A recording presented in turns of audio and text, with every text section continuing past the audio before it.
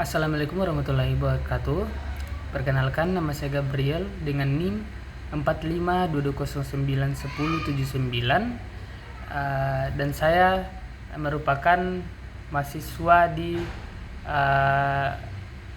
kelas E angkatan 2022. Pada kali ini saya akan menjelaskan terkait teori dalam penelitian kualitatif. Nah, dalam penelitian kualitatif ada yang dibilang teori atau teori dasarnya kita, teori di mana kita mengacu seperti itu.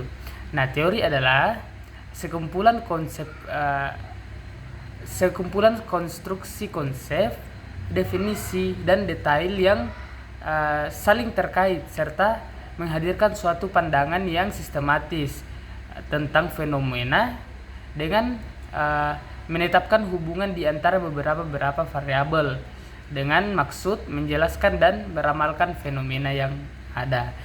Teori secara umum dapat diartikan sebagai serangkaian proposisi atau kenyataan tentang kebenaran yang sudah diuji secara sistematis dan dikaitkan secara logis, dibangun melalui serangkaian penelitian untuk menjelaskan suatu fenomena sosial. Nah,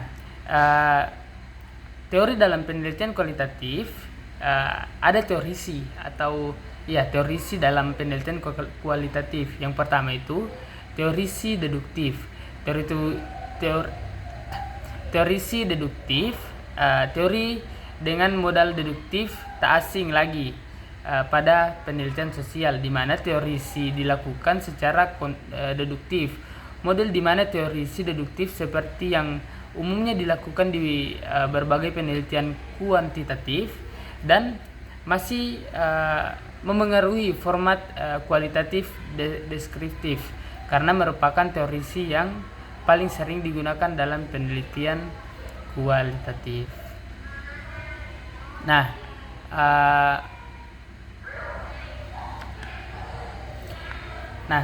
pandangan deduktif menurut peneliti terlebih dahulu menggunakan teori sebagai alat ukuran dan bahkan instrumen untuk mengembangkan hipotesis, sehingga peneliti yang secara tidak langsung menggunakan teori dalam melihat masalah peneliti atau masalah yang diteliti oleh peneliti.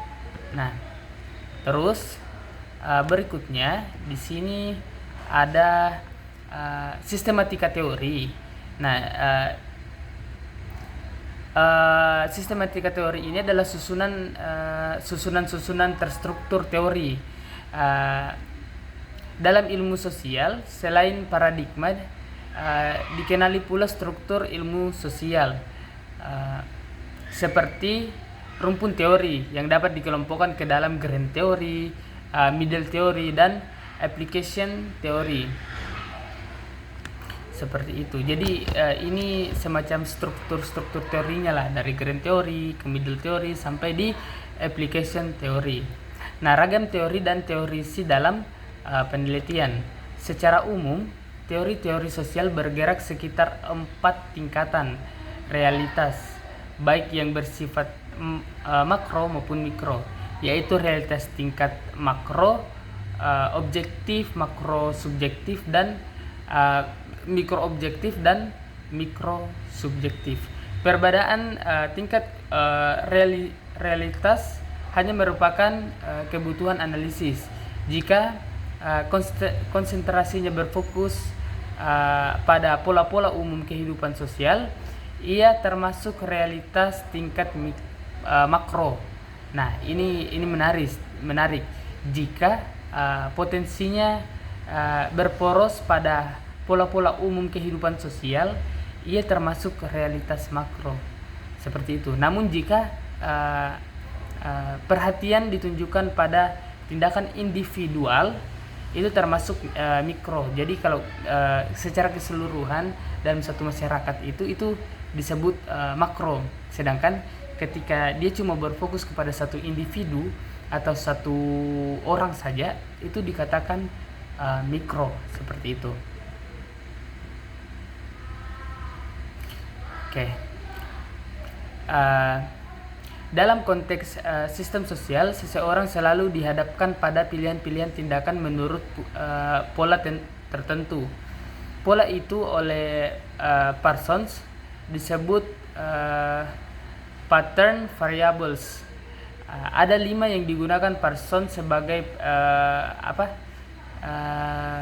pattern variables. Yang pertama itu efektif versus efektif naturality. Terus yang kedua itu self orientation versus collective orientation. Terus yang ketiga itu universalism versus participalism. Ya, seperti itulah. Maaf, bahasa Inggris saya kurang, Pak. Terus yang keempat itu quality versus performance, dan yang terakhir itu spesifikasi versus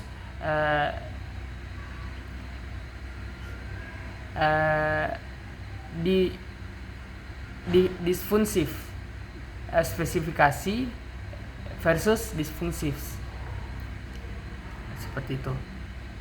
Terus aliran teori yang mendasari teorisi dalam penelitian ada 4. Yang pertama itu teori-teori tentang budaya dapat disederhanakan menjadi 2 kelompok. Pertama, aliran teori yang memandang budaya sebagai suatu sistem atau organisasi makna. Yang kedua, aliran teori yang memandang budaya sebagai sistem adaptasi suatu kelompok masyarakat terhadap lingkungannya. Kemudian yang kedua, teori fenomena. Nah, teori fenomena ini pada dasarnya berpandangan bahwa apa yang tampak di permukaan, termasuk pola perilaku manusia sehari-hari, hanyalah suatu gejala atau fenomena dari apa yang tersembunyi di kepalanya orang yang melakukan suatu tindakan. Terus yang ketiga ada teori etnometodologi, yaitu pada dasarnya relatif serupa dengan aliran fenomenologi karena kehadirannya diilhami oleh fenomenologi, seperti itu. Terus yang keempat ada teori interaksionisme, yaitu teori memiliki 3 premis utama. Pertama, manusia bertindak terhadap suatu apakah itu benda, orang atau ide atas dasar makna yang diberikan kepada sesuatu itu. Jadi ketika kita memiliki suatu makna atau pandangan kepada sesuatu, kita akan melakukannya.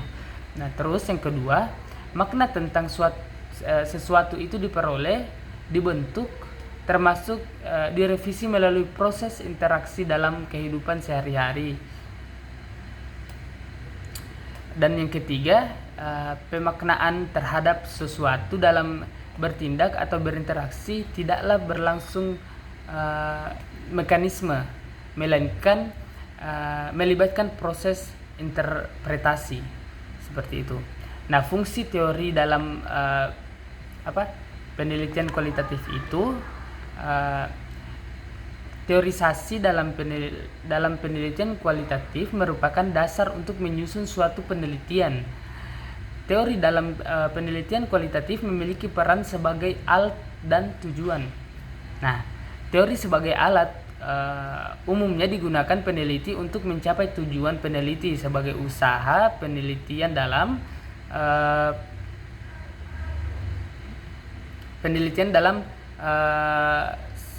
apa yang dia teliti, seperti itu. Nah, seperti itu sebenarnya pemaparan dari fungsinya ini teori dalam penelitian kualitatif. Jadi ini sebenarnya dasar untuk menyusun suatu penelitian. Sebenarnya dasarnya kita untuk melakukan penelitian, seperti itu. Nah, terus yang kedua, saya akan membahas terkait desain penelitian kualitatif. Nah, Pengertian penelitian kualitatif ini suatu penelitian yang ditujukan untuk mendeskripsikan dan menganalisis fenomena, peristiwa, aktivitas sosial, sikap, kepercayaan, persepsi, serta pemikiran orang secara individual maupun kelompok. Penelitian kualitatif bersifat induktif, seperti itu. Penelitian membiarkan permasalahan-permasalahan muncul dari data atau dibiarkan terbuka untuk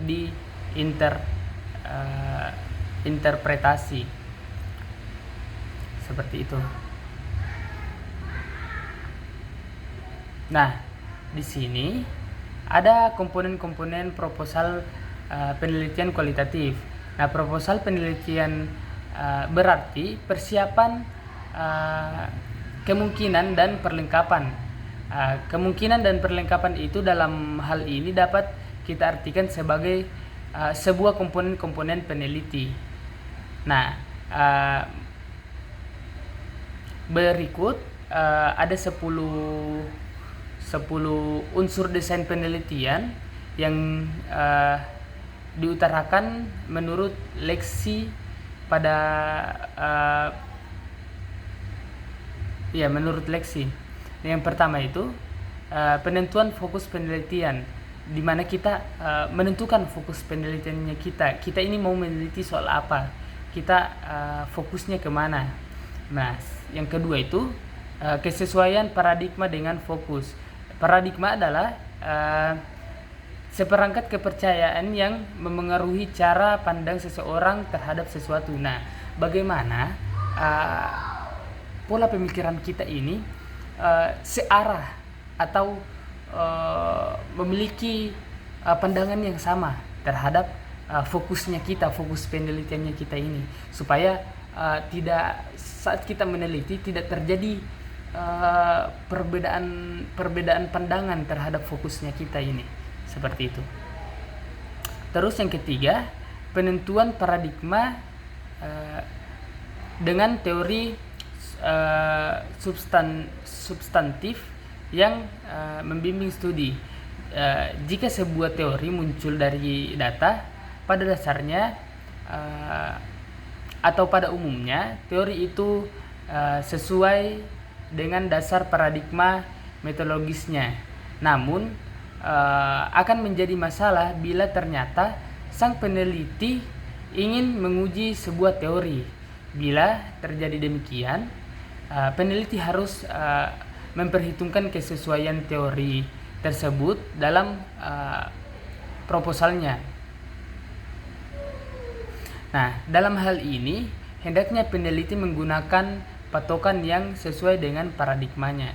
Nah, seperti itu. Makanya di awal itu harus kita satukan dulu pandangan tak dengan teorinya atau fokusnya kita.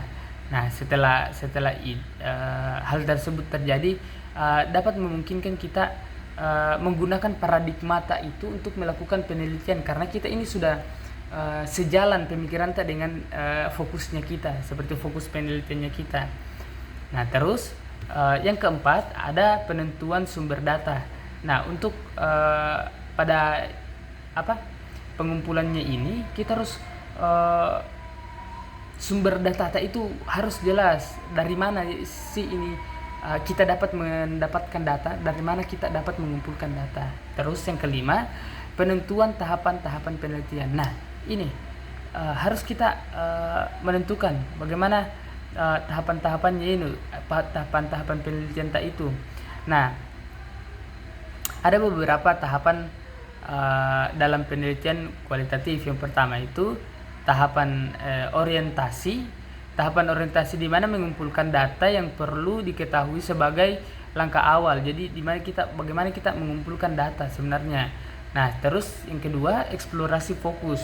Bagaimana kita mengeksplorasi fokusnya kita, bagaimana kita masuk ke dalam fokusnya kita dari hasil datanya kita ini. Terus yang ketiga itu pengecekan atau pemeriksaan keabsahan data. Ini itu dilakukan pengecekan atau pemeriksaan seperti triangulasi, pengecekan anggota, dan auditing. Pada tahapan ini peneliti ngecek laporan apakah sesuai dengan subjeknya atau tidak.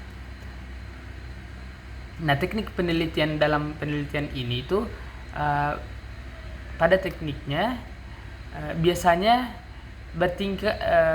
bertindak sebagai alat peneliti. Teknik penelitian itu menentukan teknik penelitian, mencakup penentuan kuesioner dan bagaimana perangkat penelitian lainnya. Seperti itu. Mungkin itu saja dari saya. Cukup sangat terbata-bata dan masih banyak yang saya belum bisa kuasai dengan benar, tapi kiranya hal tersebut bisa Bapak luruskan di dalam kelas. Seperti itu dari saya, dan terima kasih. Wassalamualaikum warahmatullahi wabarakatuh.